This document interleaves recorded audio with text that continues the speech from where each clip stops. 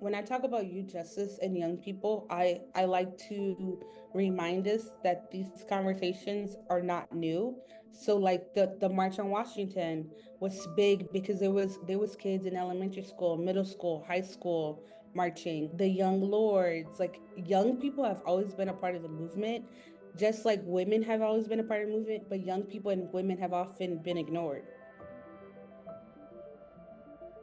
Including youth is it humanizes the perspective for a lot of adults. It's like a consistent reminder of why they're doing the work, and then it also is inclusive of all perspectives because we're only one mind. We only see what we see and know what we know. But again, like the youth are the ones who are directly experiencing the system, and so they have that knowledge.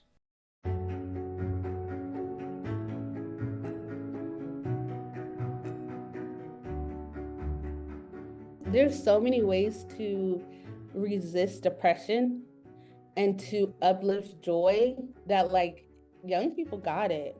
We just gotta we gotta support and we gotta get out the way. Young people are lived expertise. A lot of adults that I've noticed, they serve youth, but they're not directly in contact with the youth, so they really don't know the realities that youth continue to face minute by minute, hour by hour, and so forth. What we've learned from research, and I always cite a long-term longitudinal study called Pathways to Desistance.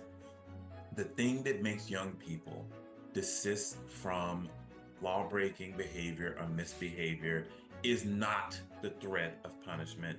It is not punishments and longer sentences. What helps young people, in addition to their natural maturing as they go through their teens and into their 20s, is pro-social supports, caring adults who are willing to listen and be there for them. I've seen in the state of Iowa, there's been a lot of amazing lived expertise professionals, and you don't even really tell until they tell you like, hey, I've been through the system myself, but it kind of explains why they're doing great work because they know how to get in touch with youth and how to connect with them, and how the system cannot serve us. But the relationships are amazing and they help me grow. Young people have lots of power. Oh my God. They know the right moments to do things. I think because they're younger, they're not so caught up in the logistics of like, oh, they're like, the world is hurting, the world is on fire. Let me be a source of water. Let me be a source of peace for the world in my little pocket of the world. I felt most heard and respected when my boundaries were respected, my values were respected, and I was able to be welcomed into a space where even if I had a different opinion or thought, I wasn't going to be put to shame for that reason. I think that when young people see other young people doing things, it gives them hope because they literally can relate to them. Some young people are talking about gender violence. Some young people are talking about how they've been pushed out of schools.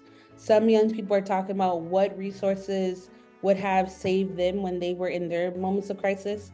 Some young people are talking about communal care, and just like different things that they wish they would have had when they were growing up, or some young people are talking about the things that they did have and how they didn't go on certain paths because they had certain resources or certain connections or certain communities. Young people already have a vision and a mission, and I think it's literally the only thing I got to do is listen.